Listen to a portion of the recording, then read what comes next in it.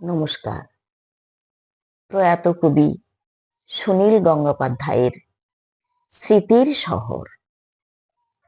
একদিন কেউ এসে বলবে, তোমার বসবার ঘরে একটা চৌকি পাতবার জায়গা আছে, আমি ওইখানে আমার খাটিয়া এনে শোবো। গাছতলা আমার আর ভাল লাগে না। একদিন কেউ এসে বলবে, তোমার ভাতের থালা থেকে আমি 3 গ্রাস তুলে নেব, কারণ আমার কোনো থালাই নেই। আমার অনাহার একঘেয়েমির মতন ধিক ধিক করে জ্বলছে, আর আমার ভাল লাগে না।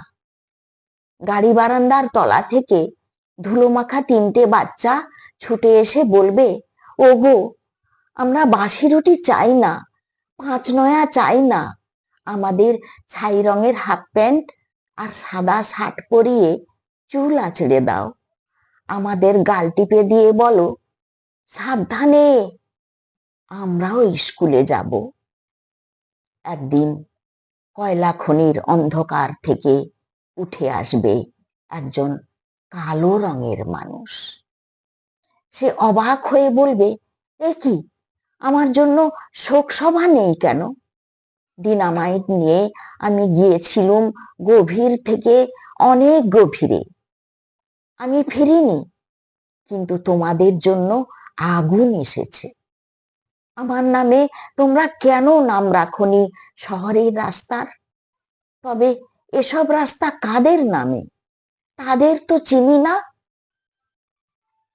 একদিন ধান খেতে কাদা জল মেখে দাঁড়ানো একজন মানুষ নিজের চেয়ে আরো অনেক লম্বা হয়ে উঠে গলা তুলে বলবে, তোমরা যারা কোনো দিন কাদা জল মাখনি, মাটিতে শোনোনি কোনো আওয়াজ, জানো না ঘাম, রক্ত, উৎকণ্ঠায় সবুজ হয় সোনালি, সেই তোমরাই শস্য নিয়ে রাহাজানি করো, আর আমার সন্তানরা থাকে উপবাসী। তোমাদের লজ্জা করে না? আমি আসছি।